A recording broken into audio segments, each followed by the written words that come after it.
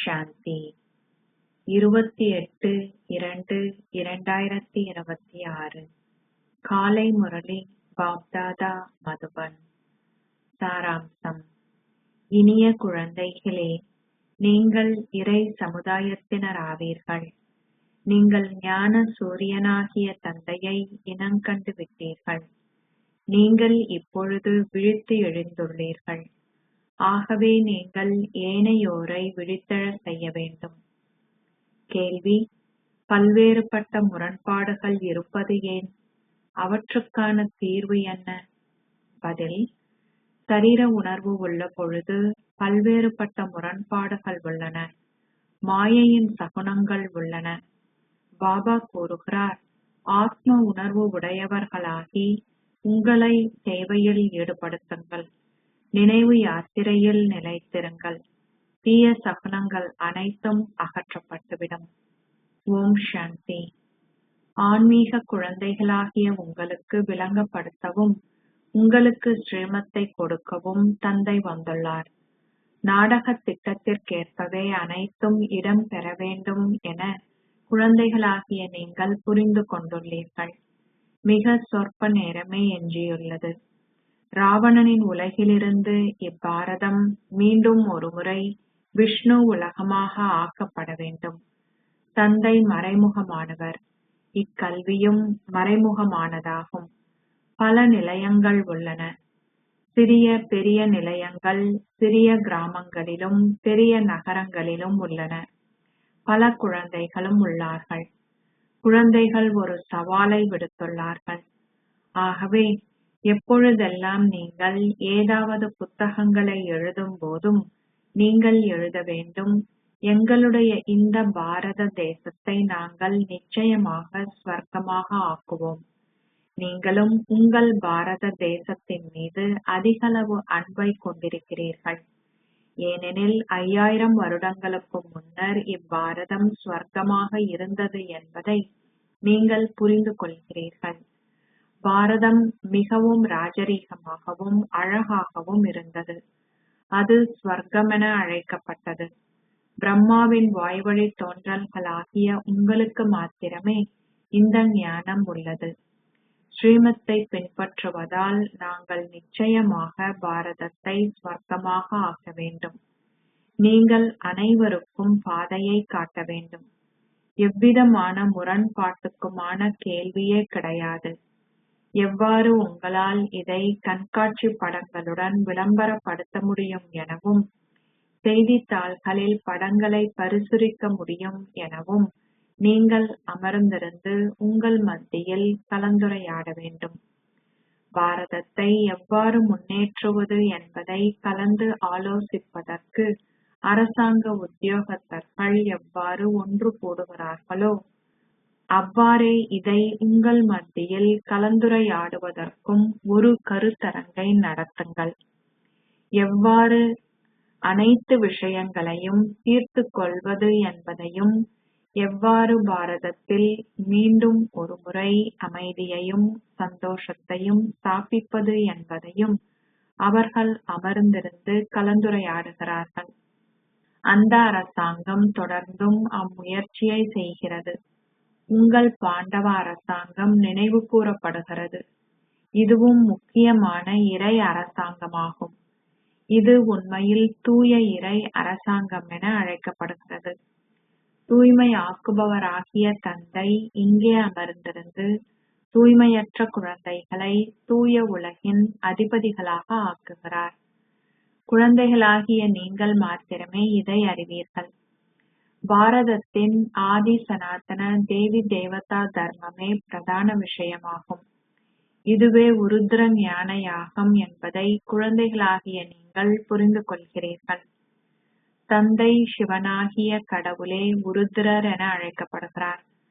உண்மையிலேயே தந்தை வந்து உருத்ர ஞான யாகத்தை ஸ்தாபித்தார் என்பது நினைவு கூறப்படுகிறது. அவர்கள் மிகவும் நீண்டதோர் ஆயுட்காலத்தை காண்பித்துள்ளார்கள். அவர்கள் அறியாமை என்னும் உறக்கத்தில் உறங்குகிறார்கள். இப்பொழுது தந்தை உங்களை விழித்தெழ செய்துள்ளார். நீங்கள் ஏனையோரை விழித்தெழ செய்ய வேண்டும். நாடகத் திட்டத்திற்கேற்ப நீங்கள் தொடர்ந்தும் ஏனையோரை விழித்தெழச் செய்கிறீர்கள். இந்நேரம் வரை நீங்கள் என்னென்ன முயற்சிகள் அனைத்தையும் செய்துள்ளீர்களோ அதே முயற்சியை முன்னைய கல்பத்திலும் செய்தீர்கள். ஆம், ஒரு யுத்த களத்தில் வெற்றியும் தோல்வியும் உள்ளன. சில சமயங்களில் மாயை அதிகம் சக்தி நிறைந்தவளாக இருக்கிறாள். சில சமயங்களில் கடவுளின் குழந்தைகள் அதிகம் சக்தி நிறைந்தவர்களாக இருக்கிறார்கள். சில சமயங்களில் சேவை மிகவும் விரைவாக முன்னேறி செல்கிறது. சில சமயங்களில் குழந்தைகள் மாயையின் தடைகளை எதிர்நோக்க வேண்டியுள்ளது. மாயை அவர்களை முழுமையாக உணர்வற்றவர்கள் ஆக்குகிறாள். இது ஒரு யுத்த களம் இல்லையா? ராமரின் குழந்தைகளை மாயையாகிய ராவணன் உணர்வற்றவர்களாக ஆக்குகிறான். இலக்குமனின் கதை உள்ளது. மனிதர்கள் அனைவரும் கும்பகர்ண உறக்கத்தில் உறங்குகிறார்கள் என நீங்கள் கூறுகிறீர்கள். இறை சமுதாயத்துக்கு உரியவர்களாகிய நீங்கள் இதை கூறுகிறீர்கள். ஞான சூரியனை கண்டு கொண்டவர்களும் அதனால் விழித்து எழுந்துள்ளவர்களும் இதை புரிந்து கொள்வார்கள். ஒருவருக்கொருவர் எதையும் கூற வேண்டிய அவசியமில்லை. இறை சமுதாயத்துக்கு உரியவர்களாகிய நீங்கள் உண்மையிலேயே விழித்தெழுந்து விட்டீர்கள் என்பதை நீங்கள் புரிந்து கொள்கிறீர்கள். ஏனைய அனைவரும் இன்னமும் உறங்குகிறார்கள். குழந்தைகளுக்கு அவர்களின் ஆஸ்தியை கொடுப்பதற்கு பரமாத்மாவாகிய பரம தந்தை வந்திருக்கிறார் என்பதை அவர்கள் புரிந்து கொள்வதில்லை. அவர்கள் இதை முழுமையாக மறந்துவிட்டார்கள். தந்தை பாரதத்துக்கு மாத்திரம் வருகிறார். அவர் வந்து பாரதத்தை ஸ்வர்க்க அதிபதியாக ஆக்குகிறார். பாரதம் ஸ்வர்க்க அதிபதியாக இருந்தது என்பதில் சந்தேகமே இல்லை. பரமாத்மாவாகிய பரம தந்தையின் பிறப்பும் இங்கேயே இடம்பெறுகிறது. அவர்கள் சிவனின் பிறந்த நாளை கொண்டாடுகிறார்கள் இல்லையா? அவர் நிச்சயமாக வந்து எதையோ செய்திருக்க வேண்டும். புத்தி கூறுகிறது அவர் நிச்சயமாகவே வந்து ஸ்வர்க்கத்தை ஸ்தாபித்திருக்க வேண்டும்.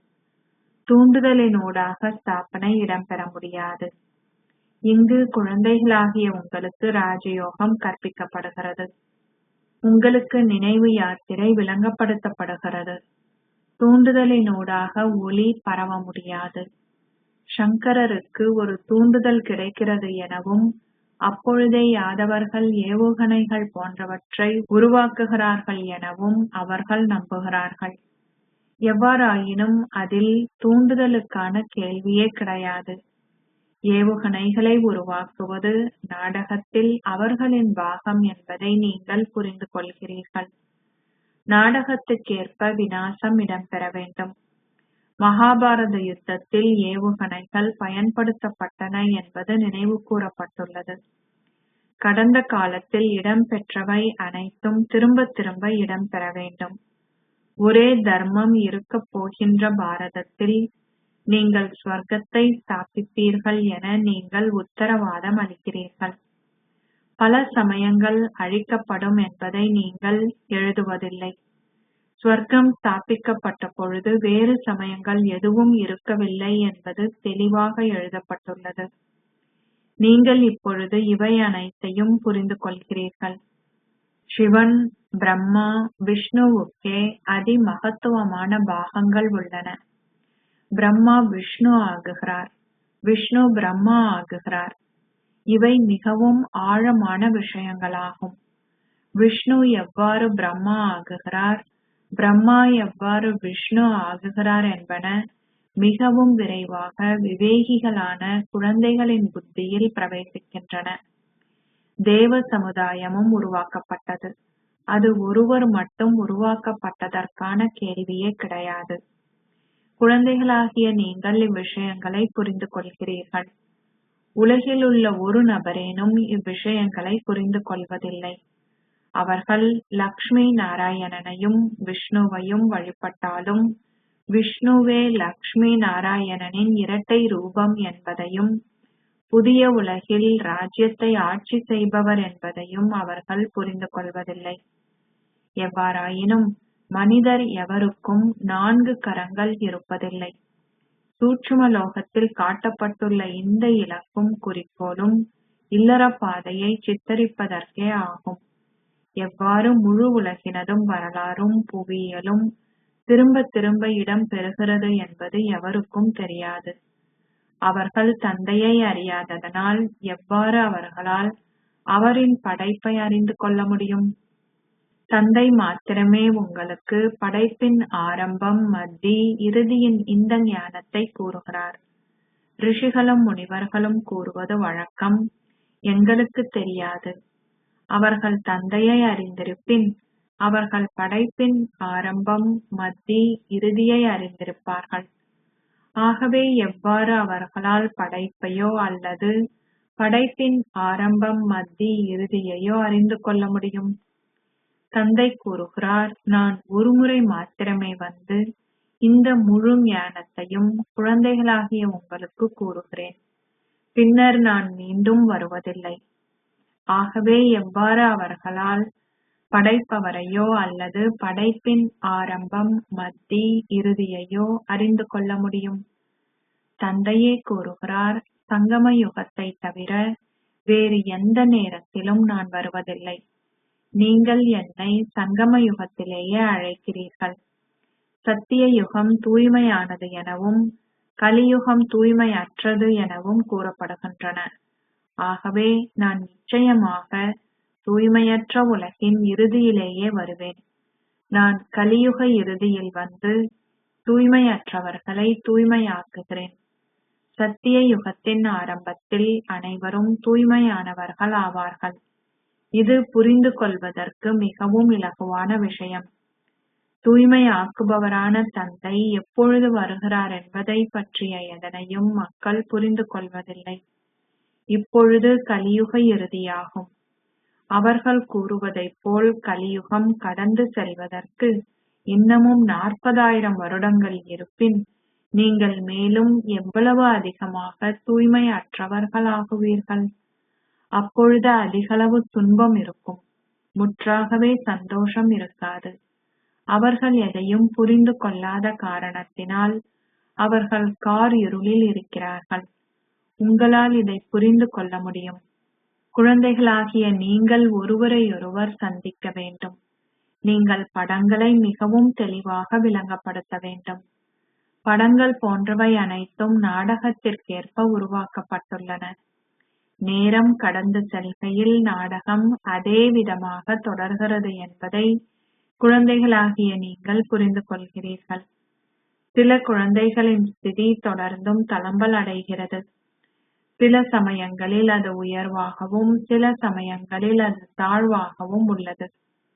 இவ்விஷயங்கள் மிகவும் தெளிவாக புரிந்து கொள்ளப்பட வேண்டும். சில சமயங்களில் தீய சகுனங்கள் உள்ளன. ஆகவே அந்த சகுனங்களை அகற்றுவதற்கு அதிகளவு முயற்சி செய்யப்பட வேண்டும். பாபா திரும்ப திரும்ப உங்களுக்கு கூறுகிறார், குழந்தைகளே, நீங்கள் சரீர உணர்வு உடையவர்கள் ஆகுகின்ற காரணத்தினால் முரண்பாடு ஏற்படுகிறது. நீங்கள் இதில் ஆத்ம உணர்வு உடையவர்கள் ஆக வேண்டும். குழந்தைகளாகிய உங்களுக்கு பெருமளவு சரீர உணர்வு உள்ளது. ஆத்ம உணர்வு உடையவர்கள் ஆகுங்கள். உங்களால் தந்தையை நினைவு செய்ய இயலுவதுடன் நீங்கள் தொடர்ந்தும் சேவையில் முன்னேறுவீர்கள். ஓர் உயர் அந்தஸ்தை கோர விரும்புபவர்கள் சதா சேவையில் ஈடுபட்டிருப்பார்கள். அது ஒருவரின் பாக்கியத்தில் இல்லாதுவிட்டால் அவரால் அம்முயற்சியை செய்ய இயலாதிருக்கும். அவர்களே கூறுகிறார்கள், பாபா, என்னால் இந்த ஞானத்தை கிரகிக்க இயலாதுள்ளது. அது அவர்களின் புத்தியில் இருப்பதில்லை. அனைத்து விஷயங்களையும் கிரகிப்பவர்கள் பெருமளவு சந்தோஷத்தையும் அனுபவம் செய்வார்கள். சிவபாபா வந்துவிட்டார் என அவர்கள் நம்புகிறார்கள். இப்பொழுது தந்தை கூறுகிறார், குழந்தைகளே, அனைத்தையும் மிகவும் தெளிவாக புரிந்து கொண்டு ஏனையோருக்கு விளங்கப்படுத்துங்கள். சிலர் சேவையில் ஈடுபட்டிருக்கிறார்கள். அவர்கள் தொடர்ந்தும் முயற்சி செய்கிறார்கள். கடந்து செல்லும் ஒவ்வொரு வினாடியும் நாடகத்தில் பதியப்பட்டுள்ளது. அது பின்னர் அதே விதமாக திரும்ப திரும்ப இடம்பெறும் என்பதை குழந்தைகளாகிய நீங்கள் புரிந்து கொள்கிறீர்கள். புற சூழலில் இடம்பெறும் சொற்பொழிவுகளை செவிமடுப்பதற்கு பல புதியவர்கள் வருகிறார்கள் என்பது குழந்தைகளான உங்களுக்கு விளங்கப்படுத்தப்படுகிறது. கீதையினதும் வேதங்களினதும் சமய நூல்களினதும் அடிப்படையில் பல்வேறு மக்களும் சொற்பொழிவுகளை ஆற்றுகிறார்கள் என்பதை நீங்கள் அறிவீர்கள். கடவுள் இங்கு வந்து எங்களுக்கு அவருடைய சொந்த ரகசியங்களையும் படைப்பினது ஆரம்பம் மத்தி இறுதியினது ரகசியங்களையும் விளங்கப்படுத்துகிறார் என்பதை அவர்கள் அறிந்து கொள்வதில்லை. படைப்பவர் மாத்திரமே வந்து உங்களுக்கு இந்த முழு ஞானத்தையும் கூறுகிறார். உங்களை திரிகால தரிசிகள் ஆக்குவது தந்தையின் கடமையாகும். இவ்விஷயங்கள் சமய நூல்களில் குறிப்பிடப்படவில்லை. இவ்விஷயங்கள் புதியவையாகும். பாபா உங்களுக்கு திரும்ப திரும்ப விளங்கப்படுத்துகிறார். நீங்கள் எங்கு சென்றாலும் எல்லாவற்றுக்கும் முதலில் கீதையின் கடவுள் யார் என்பதை விளங்கப்படுத்துங்கள். ஸ்ரீ கிருஷ்ணரா அல்லது அஷரீரியான சிவனா? ஒரு ப்ரொஜெக்டரின் மூலம் உங்களுக்கு இவ்விஷயங்களை விளங்கப்படுத்த இயலாதிருக்கும். கண்காட்சிகளில் அவர்களின் முன்னிலையில் படங்கள் வைக்கப்பட்டிருக்கும். விளங்கப்படுத்திய பின்னர் நீங்கள் அவர்களை வினவ முடியும். இப்பொழுது எனக்கு கூறுங்கள், கீதையின் கடவுள் யார்? ஞானக்கடல் யார்? ஸ்ரீ கிருஷ்ணரை இவ்வாறு அழைக்க முடியாது. யார் தூய்மை கடலும் அமைதி கடலும் சந்தோஷக் கடலும் விடுதலையாக்குபவரும் வழிகாட்டியும் ஆவார். எல்லாவற்றுக்கும் முதலில் அவர்களை ஒரு படிவத்தை நிரப்ப வைப்பதன் மூலம் இதை எழுத வைக்க முடியும். பின்னர் அவர்களை அதில் கையொப்பம் இடுமாறு கேளுங்கள். பறவைகளின் சப்தம் கேட்டது. அவை எவ்வளவு சண்டையிடுகின்றன என்று பாருங்கள். இந்நேரத்தில் முழு உலகிலும் சண்டை நடக்கிறது. மனிதர்கள் கூட ஒருவருடனொருவர் தொடர்ந்தும் சண்டையிடுகிறார்கள். மனிதர்களுக்கு மாத்திரமே எதையும் புரிந்து கொள்வதற்கான புத்திகள் உள்ளன. மனிதர்களின் 5 விகாரங்கள் நினைவு கூறப்படுகின்றன. இது மிருகங்களுக்கு பொருந்துவதில்லை. இது ஒரு விகார உலகாகும். இந்த உலகம் மனிதர்களுடையது என கூறப்படுகிறது. கலியுகத்தில் அசுர சமுதாயமும் சத்திய யுகத்தில் தெய்வீக சமுதாயமும் உள்ளன. நீங்கள் இப்பொழுது முழு வேறுபாட்டையும் புரிந்து கொள்கிறீர்கள். உங்களால் இதை மக்களுக்கு நிரூபிக்க முடியும். இது மிகவும் தெளிவாக ஏணியின் படத்தில் காட்டப்பட்டுள்ளது. கீழே தூய்மையற்றவர்களும் உச்சியில் தூய்மையானவர்களும் உள்ளார்கள். அதில் அது மிகவும் தெளிவாக உள்ளது. அவற்றில் ஏணியின் படமே பிரதானமானது. மேலேறுகின்ற ஸ்திதியும் கீழிறங்குகின்ற ஸ்திதியும். இந்த ஏணியின் படம் மிகவும் சிறந்ததாகும். இது உண்மையில் தூய்மையற்ற உலகம் என்றும் ஸ்வர்க்கம் தூய உலகமாக இருந்தது என்பதையும் மக்களால் மிகவும் தெளிவாக புரிந்து கொள்ளும் வகையில் நாங்கள் என்ன அதில் எழுதலாம்? இங்கு அனைவரும் தூய்மையற்றிருக்கிறார்கள். ஒருவர் கூட தூய்மையாக இருக்க முடியாது. உங்களுக்கு இந்த எண்ணங்கள் இரவு பகலாக இருக்க வேண்டும். குழந்தை ஆதம் பிரகாஷ் எழுதுகிறார், பாபா, நான் இந்த படத்தை உருவாக்கட்டுமா? பாபா கூறுகிறார், நீங்கள் இந்த ஞானக்கடலை கடைந்து எந்த படத்தையும் உருவாக்க முடியும். ஆனால் ஏணியின் படம் மிகவும் சிறந்ததாக இருக்க வேண்டும். அதன் மூலம் உங்களால் பெருமளவுக்கு விளங்கப்படுத்த முடியும். நீங்கள் 84 பிறவிகளை எடுத்தீர்கள். பின்னர் முதல் இலக்க பிறவியை எடுத்தீர்கள். பின்னர் கீழிறங்கும் ஸ்திதியிலிருந்து நீங்கள் மேலேறும் ஸ்திதிக்கு செல்ல வேண்டும். நீங்கள் ஒவ்வொருவரும் இதை பற்றி சிந்திக்க வேண்டும். வேறு எவ்வாறு உங்களால் சேவை செய்ய முடியும்? படங்களை பயன்படுத்தி மக்களுக்கு விளங்கப்படுத்துவது மிகவும் இலகுவானது. சத்திய யுகம் வந்த பின்னர் நீங்கள் ஏணியில் கீழே இறங்க வேண்டும். நீங்கள் நடிகர்கள் என்பதை குழந்தைகளாகிய நீங்கள் புரிந்து கொள்கிறீர்கள். நீங்கள் இங்கிருந்து இடமாற்றம் செய்யப்படும் பொழுது நீங்கள் நேரடியாக சத்திய யுகத்துக்கு செல்வதில்லை. நீங்கள் முதலில் மௌனதாமத்துக்கு செல்ல வேண்டும். ஆம், உங்கள் மத்தியில் தங்களை நாடகத்தில் நடிகர்களாக கருதுபவர்களும் வரிசை கிரமமாகவே உள்ளார்கள். தாங்கள் நடிகர்கள் என உலகில் வேறு எவராலும் கூற முடியாது. அவர்கள் இந்த நாடகத்தில் நடிகர்களாக இருந்த பொழுதிலும் அவர்களுக்கு படைப்பவரையும் இயக்குனரையும் அல்லது நாடகத்தின் ஆரம்பம் மத்தி இறுதியையும் பற்றி தெரியாது. ஆகவே அவர்கள் முதற்தரமான விவேகமற்றவர்கள் என நீங்கள் எழுதுகிறீர்கள். கடவுளே இதை கூறுகிறார். பிரம்மாவின் இந்த சரீரத்தினூடாக கடவுள் சிவன் பேசுகிறார். அந்த அசரீரியானவரே ஞானக் கடல் ஆவார். அவருக்கென சொந்தமாக ஒரு சரீரம் இல்லை. இவை மிகவும் தெளிவாக புரிந்து கொள்வதற்கான வழிகளாகும். குழந்தைகளாகிய உங்களுக்கு பெருமளவு போதை இருக்க வேண்டும். நாங்கள் எவரையும் அவதூறு செய்யவில்லை. இவ்விஷயங்கள் சரியானவை. நீங்கள் மூத்தோர்கள் அனைவரினதும் படத்தை அச்சிடலாம். நீங்கள் எவருக்கும் ஏனியின் படத்தை காட்ட முடியும். அச்சா, இனிமையிலும் இனிமையான அன்புக்குரிய, எப்போதோ தொலைந்து இப்போது கண்டுபிடிக்கப்பட்டிருக்கும் குழந்தைகளுக்கு உங்கள் தாய் தந்தையாக இருக்கும் பாப் தாதாவின் அன்பும் நினைவுகளும் காலை வந்தனங்களும். ஆன்மீக தந்தை ஆன்மீக குழந்தைகளுக்கு நமஸ்தே சொல்கிறார். ஆன்மீக குழந்தைகள் ஆன்மீக தந்தைக்கு நமஸ்தே சொல்கின்றனர். தாரணைக்கான சாராம்சம். 1. பாரதத்தில் அமைதியையும் சந்தோஷத்தையும் ஸ்தாபிப்பதற்கும் பாரதத்தை ஸ்வர்க்கமாக ஆக்குவதற்கும் உங்கள் மத்தியில் கருத்தரங்குகளை நடத்துங்கள். ஸ்ரீமத்தை பின்பற்றி இவ்விதமாக பாரதத்துக்கு சேவை செய்யுங்கள். 2. சேவையில் முன்னேறுவதற்கும் சேவையினூடாக ஓர் உயர்ந்த அந்தஸ்தை கோருவதற்கும் ஆத்ம உணர்வில் இருப்பதற்கு முயற்சி செய்யுங்கள். இந்த ஞானக் கடலை கடையுங்கள். ஆசீர்வாதம். உங்கள் தூய்மையின் அடிப்படையில் சகல பேறுகளிலும் முதல் இலக்கத்திற்கான உரிமையை கொண்டிருக்கின்ற ஓர் ஆத்மாவாக இருந்து அமைதியையும் சந்தோஷத்தையும் அனுபவம் செய்வீர்களாக. தூய்மைக்கான தமது சத்தியத்தை சதா தமது விழிப்புணர்வில் வைத்திருக்கின்ற குழந்தைகள் இயல்பாகவே அமைதியையும் சந்தோஷத்தையும் அனுபவம் செய்கிறார்கள்.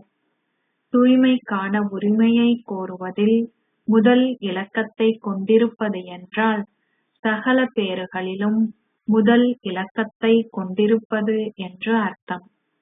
ஆகையால் தூய்மைக்கான அத்திவாரத்தை என்றுமே பலவீனமடைய அனுமதிக்காதீர்கள். அப்பொழுதே நீங்கள் இறுதியில் வந்திருந்தாலும் விரைந்து செல்பவராக இருப்பீர்கள். இந்த தர்மத்தில் சதா ஸ்திரமாக இருங்கள். என்ன நடந்தாலும் மக்களும் இயற்கையும் சூழ்நிலைகளும் எவ்வளவுதான் அசைக்க முயற்சித்தாலும் உங்கள் தர்மத்தை கைவிடாதீர்கள். ஸ்லோகம். வீணானது என்றால் என்னவென்றே அறியாதவராக இருந்தால் நீங்கள் உண்மையான புனிதர் ஆகுவீர்கள். அவ்யக்த சமிக்கை. ஒற்றுமை மற்றும் நம்பிக்கை என்ற சிறப்பியல்புடன் வெற்றி நிறைந்தவர் ஆகுங்கள்.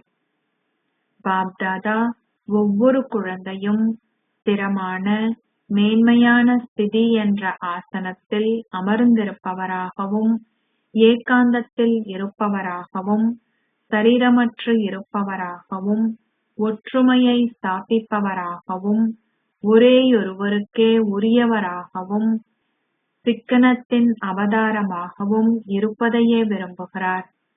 ஒருவர் மற்றவரின் அபிப்பிராயங்களை புரிந்து கொண்டு அனைவருக்கும் மரியாதை கொடுங்கள். ஒருவருக்கொருவர் சமிக்கை கொடுக்கின்ற அதே வேளை அபிப்பிராயங்களை பரிமாறி உங்கள் மத்தியில் ஒன்று கூடலின் சக்தியை வெளிப்படுத்துங்கள். உங்கள் ஒன்று கூடலின் இந்த சக்தியே முழு பிராமண குடும்பத்தையும் ஒன்றிணைப்பதற்கு கருவியாக இருக்கும். ஓம் சாந்தி.